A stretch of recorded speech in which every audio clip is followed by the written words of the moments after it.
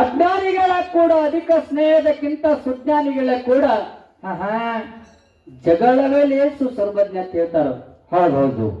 ಏನ್ ಹೇಳ್ತಾರ? ಜಗಳವೇ ಲೇಸು. ಅಜ್ಞಾನಿಗಳ ಕೂಡ ಅಧಿಕ ಸ್ನೇಹದಕ್ಕಿಂತ ಸುಜ್ಞಾನಿಗಳ ಕೂಡ ಜಗಳವೇ ಲೇಸು ಲೇಸು. ಹೌದು. ವಿಷಯ ಹಿಂಗದ. ಹೆಂಗದ್ರಿಪ್ಪ? ಅಜ್ಞಾನಿಗಳ ಜೋಡಿ ನೀ ಬಹಳ ಪ್ರೇಮತ್ವದಿಂದ ಇರುವುದಕ್ಕಿಂತ ಹೆಚ್ಚಿನ ದೋಸ್ತಿ ಮಾಡಿ ಇರುವುದಕ್ಕಿಂತ ಜ್ಞಾನಿಗಳ ಜೋಡಿ ಜಗಳಾಡಕೊಟ್ಟಿರು ಅಂತ ಹೇಳ್ತಾರ ಅವ್ರು. ಹೌದು. ಇದ್ರ ಅರ್ಥ ಏನು? ಏನ್ರಿಪ್ಪ?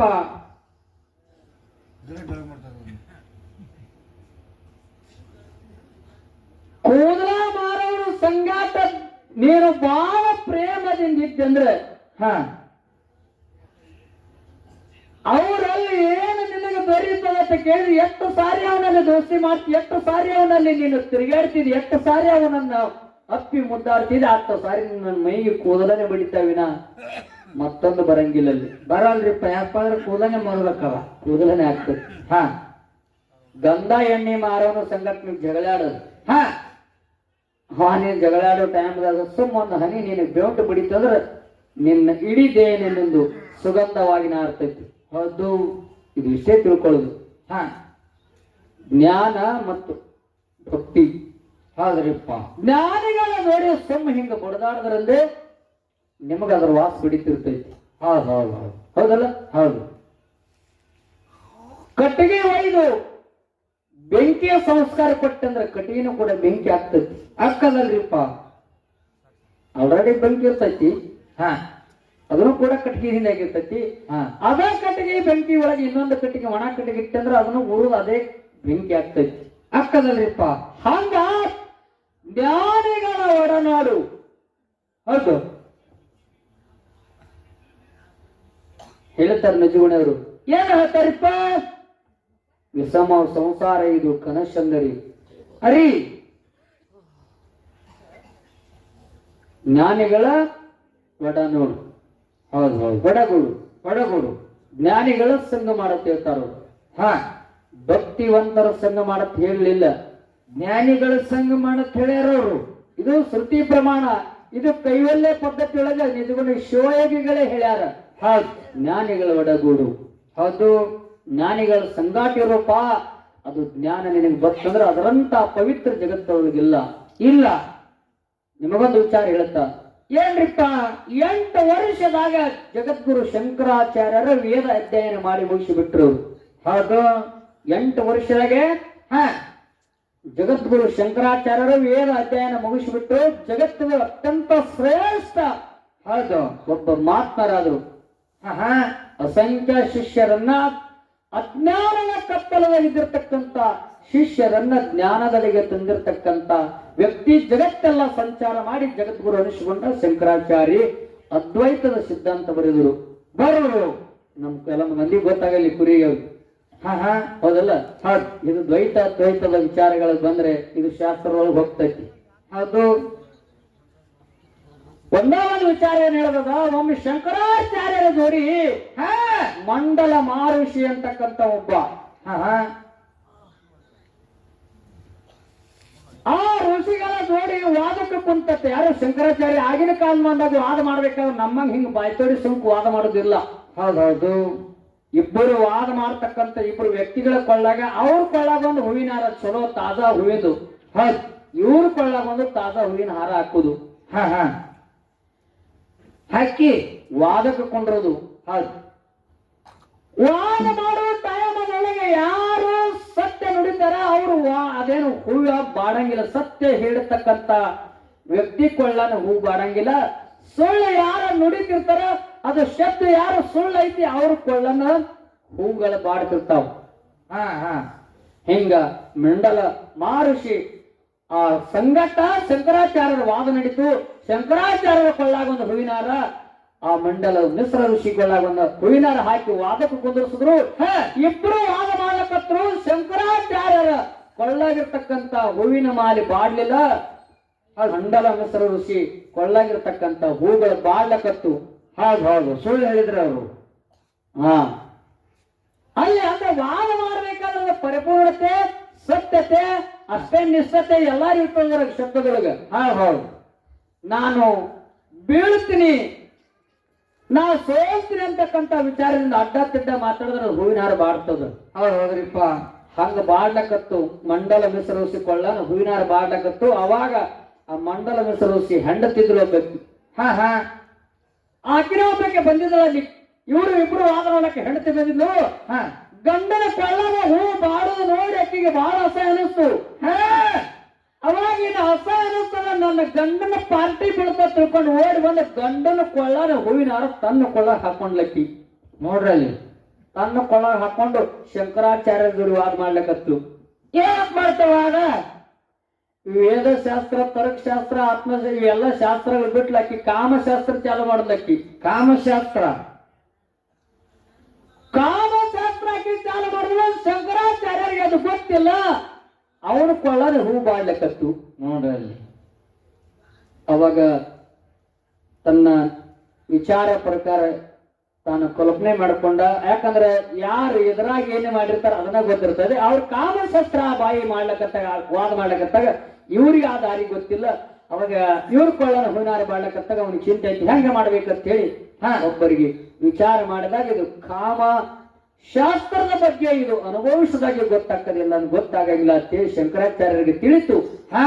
ಅವನಲ್ಲೇ ಜ್ಞಾನ ಉದಯ ಆಯ್ತು. ಅವಾಗ ವಿಚಾರ ಮಾಡ್ದ, ನಾನು ಇವತ್ತು ಈ ವಾದ ಇಟ್ಟಕ್ಕೆ ಬಿಡ್ತೀನಿ ತಿಳ್ಕೊಂಡು ಶಂಕರಾಚಾರ್ಯ ತನ್ನ ಕೊಳ್ಳನ ಮಾಲಿ ತೆಗೆದು ಇಟ್ಟ ನಾನು 1 ವರ್ಷ ಬಿಟ್ಟು ಬಂದು ನಿನ್ನ ಸಂಗಟ ವಾದ ಮಾಡ್ತೀನಿ ತಾಯಿ ಅಂತ ಹೇಳ್ದ ಹೆಣ್ಮಗಳಿಗೆ. ನೋಡ್ರಿ ಅಲ್ಲಿ 1 ವರ್ಷ ಬಿಟ್ಟು ಬಂದು ನಿನ್ನ ಸಂಗಟ ವಾದ ಮಾಡ್ತೀನಿ, ಇವತ್ತಿನ ವಾದ ಸಾಕ ತಿಳ್ಕೊಂಡು ಕೊಳ್ಳನ ಹೂವಿನಾರ ತೆಗೆದಿಟ್ಟ. ಒಬ್ಬ ರಾಜ ಸತ್ತಿದ್ದ, ಅವರ ದೇಹ ಹುಗುಳಕ್ ಹೊಂಟಿದ್ರು. ಹುಗುಳಕ್ಕ ಅವಾಗಂದ ಆ ರಾಜನ ಶರೀರ ಎಲ್ಲ ಇಲ್ಲೇ ಒಗಿರಿ ಇಲ್ಲೇ, ಅದು ಮುಂದೆ ನಾವು ಸಂಸ್ಕಾರ ಮಾಡ್ತೇನೆ ತಿಳ್ಕೊಂಡು ಅವ್ರ ರಾಜಂದ ಎಲ್ಲ ಉಸ್ತುವಾರಿ ಇವನ್ ತಗೊಂಡ ಅವ್ರ ರಾಜದೂತರಿಗೆಲ್ಲ ಹೊಳೆ ಕಳಿಸದ. ಇವ ಹೋಗಿ ಏನ್ ಮಾಡ್ದ ಕೇಳಿದ್ರ, ಒಂದು ಗವಿ ಒಳಗ ತನ್ನ ಶರೀರ ಒಗದ. ನೋಡ್ರಿ ಅಲ್ಲಿ ಇದಕ್ಕೆ ಭಕ್ತಿ ಅಲ್ಲ, ಇದಕ್ಕೆ ಜ್ಞಾನ ತರ. ತನ್ನ ಶರೀರ ಒಗದ, ತನ್ನ ಜ್ಞಾನ ದೃಷ್ಟಿಯಿಂದ ಒಯ್ದು ಒಂದು ಗವಿ ಒಳಗೆ ತನ್ನ ಶರೀರ ಕುಲ್ಲ ಒಗದ. ಅಲ್ಲಿ ಕೆಲವೊಂದು ಮಂದಿಗೆ ಕಾವಲ ಇಟ್ಟ ಕಾವಲ. ನಾನು 1 ವರ್ಷ ಆದ ಬಳಿಕ ಹೊಳ್ಳಿ ಬರ್ತೀನಿ, ಅಲ್ಲಿ ಬರುತ್ತಾನ ನನ್ನ ದೇಹ ರಕ್ಷಣೆ ಮಾಡ್ರ ತಿಳ್ಕೊಂಡು ಒಂದು ಗವ್ಯಾಗ ತನ್ನ ಶರೀರ ಒಗದ ಅಲ್ಲಿ ಕವಲ ಇಟ್ಟು ಬಂದು ಇಲ್ಲೇನ ರಾಜನ ದಂಡ ಬಿದ್ದಿತ್ತಲ್ಲ, ಆ ರಾಜನ ದಂಡಿನೊಳಗೆ ತನ್ನ ಜೀವಾತ್ಮ ಪ್ರವೇಶ ಮಾಡ್ಕೊಂಡ. ನೋಡ್ರಿ ಅಲ್ಲಿ ಪ್ರವೇಶ ಮಾಡಿ ಏನ್ ಮಾಡ್ತಾನಪ್ಪ, ಜೀವಾತ್ಮ ಪ್ರವೇಶ ಮಾಡಿಕೊಂಡ. ಒಳ್ಳೆ ರಾಜ ಜೀವಂತ ಅದ, ಒಳ್ಳೆ ಹೋಗಿ ರಾಣಿ ಸಂಗಟ 1 ವರ್ಷ ಪ್ರಪಂಚ ಮಾಡಿದ. ನೋಡ್ರಿ ಅಲ್ಲಿ ಇದು ಜ್ಞಾನ ತರ ಕಾಮಸೂತ್ರ ಅನುಭವ ಆಯ್ತು ಅವನಿಗೆ. 1 ವರ್ಷ ಪ್ರಪಂಚ ಮಾಡಿದ. ಅವಾಗ ಕಾಮದ ಬಗ್ಗೆ ಏನಾಯ್ತು ಅನ್ನೋದನಿಗೆಲ್ಲ ಪರಿಪೂರ್ಣತೆ ತಿಳಿತು. ಅವಾಗ ರಾಜನ ದಂಡ ಎಲ್ಲಿತ್ತು ಅಲ್ಲಿ ಹೋಗದ, ಅದನ್ನು ಮುಗಿಸಿದ. ಅಲ್ಲಿ ಹೋಗಿ ತನ್ನ ದಂಡಿನೊಳಗ ತನ್ನ ದೇಹದೊಳಗೆ ಪ್ರವೇಶ ಮಾಡಿ ಮತ್ತೆ ಹೊಳ್ಳಿ ಬಂದ ಹೆಣ್ಮಗಳು ಜೋಡಿ ವಾದಕ್ಕೆ ನಿಂತ. ಅವಾಗ ಆಕಿನ ಕೊಳ್ಳನ ಹೂ ಬಾಡ್ತು. ಈಗ ನಾ ಸೋತೆ ಅಂದ್ರು ಮಂಡಲ ಮಹರ್ಷಿ ಮತ್ತು ಅವನ ಹೆಂಡತಿ ಸೋತ ಅಂದ್ರು. ಹೌದು, ಇದಕ್ಕೇನಂತಾರ, ಜ್ಞಾನ ಅಂತಾರ. ಜ್ಞಾನ ಪಡ್ಕೋಬೇಕು.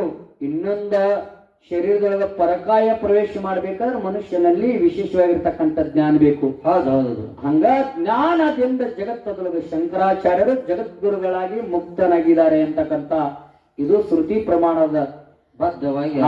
ಅದಕ್ಕ ಮನುಷ್ಯನಲ್ಲಿ ವಿಶೇಷ. ಅದಕ್ಕೆ ಹೇಳಿದ್ರಲ್ಲ, ಈಗ ಉಡುತಡಿಯಿಂದ ಅಕ್ಕಮಾದೇವಿ ತನ್ನ ಗ್ರಾಮವನ್ನು ಬಿಟ್ಟು ಕೌಶಿಕ ಮಹಾರಾಜ ನನ್ನೆಲ್ಲ ಸಂಪತ್ತ ನಿನ್ನ ಹೆಸರಿಗೆ ಹಚ್ತೀನಿ, ನೀ ನನ್ನ ಮನೆಯೊಳಗೆ ಮಹಾರಾಣಿಯಾಗಿರೋ ತಿಳ್ಕೊಂಡು ಅಕ್ಕಮಾದೇವಿ ಕೌಶಿಕ ಮಹಾರಾಜ ಅದು ಎಷ್ಟು ಬೇಕಾದಟ್ಟಕ್ಕಿನ ಮ್ಯಾಗ ಹೋಯ್ದ ತೆಳಗೋಯ್ದ, ಎಷ್ಟು ಬೇಕಾದಟ್ಟಕ್ಕಿನ ವರ್ಣ ಮಾಡಿದ ಕರೆ ಆ ತಾಯಿ ಆ ಸಂಪತ್ತಿಗೆ ಬೆಲೆ ಕೊಡಲಾರದೆ ಅದು ಉಟ್ಟ ಸೀರೆ ಕೈ ಹಿಡಿದಾಗ ಉಟ್ಟ ಸೀರೆನ ಸಹಿತ ರಾಜನ ಕೈಯಾಗ ಕೊಟ್ಟ ತನ್ನ ಮೈ ತುಂಬ ಎಲ್ಲ ಜಟಾಧಾರಿಗಳೆಲ್ಲ ಅದು ದೇಹಕ್ಕೆ ಮರಿ ಮಾಡಿಕೊಂಡು ಹೋಗಿ ಕಲ್ಯಾಣ ಪಟ್ಟಣಗಳ ಅನುಭವ ಮಂಟಪದಲ್ಲಿ 196 ಗಣಂಗಗಳು 63 ಮಂದಿ ಶರಣರ ಸಮ್ಮುಖದಲ್ಲಿ ಹೋಗಿ ಅಕ್ಕಮಾದೇವಿ ಪ್ರವೇಶ ಮಾಡ್ತಾರೆ. ಕಲ್ಯಾಣ ಪಟ್ಟಣದೊಳಗ ಮಾಡಿ ಏನ್ ಮಾಡ್ತಾರೆ, ಎಲ್ಲಾ ಶರಣರೆಲ್ಲ ಗಾಬರಾಗಿ ನಿಂತಾರೆ. ಯಾಕ ಆ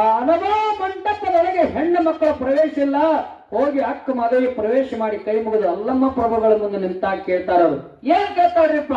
ಅಲ್ಲಮ್ಮ ಪ್ರಭುಗಳಂದ್ರು, ಉದಮದ ಯೌವನದಿ ಹಾ ಸತಿ ನೀನು ಇತ್ತ ಲೇತಕ್ಕೆ ಬಂದಿದ್ದು ಕೇಳಿದ್ರು ಅವರು.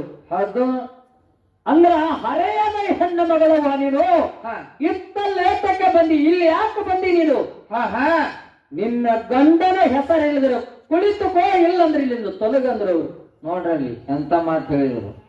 ನಿನ್ನ ಗಂಡನ ಹೆಸರು ಕೊಂದ್ರು, ಇಲ್ಲಂದ್ರ ತೊಲಗ, ಇಲ್ಲಿಂದ ಹೋಗು ಅಂದಾಗ ಹಾ ಹಾ ಅವಾಗ ಅಕ್ಕ ಮಾದೇವಿ ಹೇಳ್ತಾಳೆ, ಹುಟ್ಟು ಸಾವು ಗಂಡಂದಿರಂತಂದು ಒಲೆಯಾಗ ಇಕ್ಕು ಇಕ್ಕು, ಎಲ್ಲರ ಆವಾಗ ನಾನು ಸಾಯುವಂತ ಗಂಡನಾಗಿಲ್ಲ.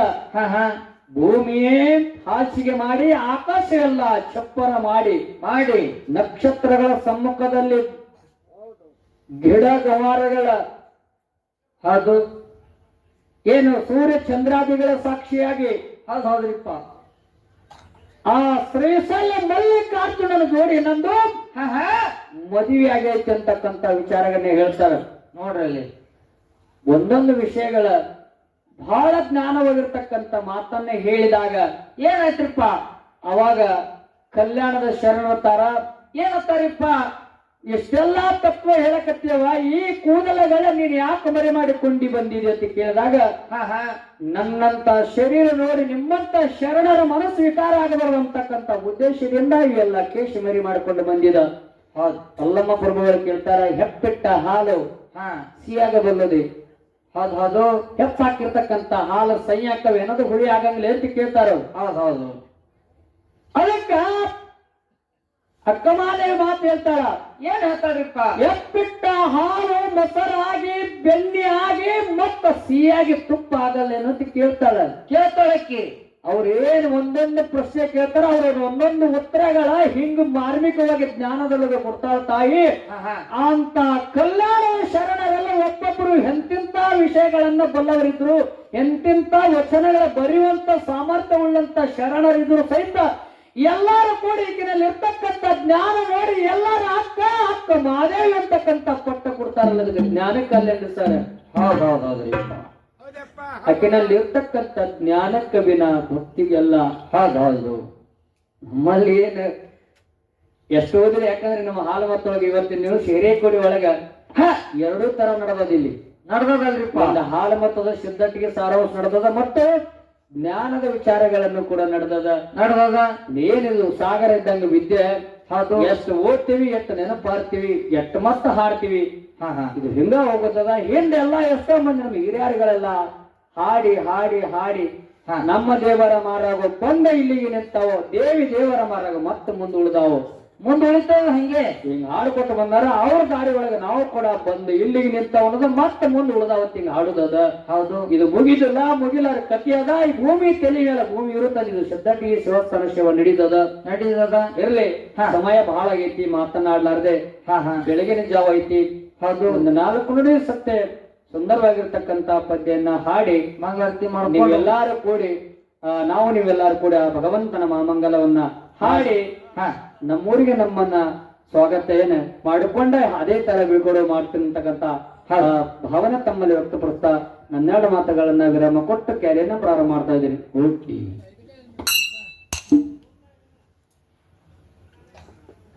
ಟೈಮಿಂಗ್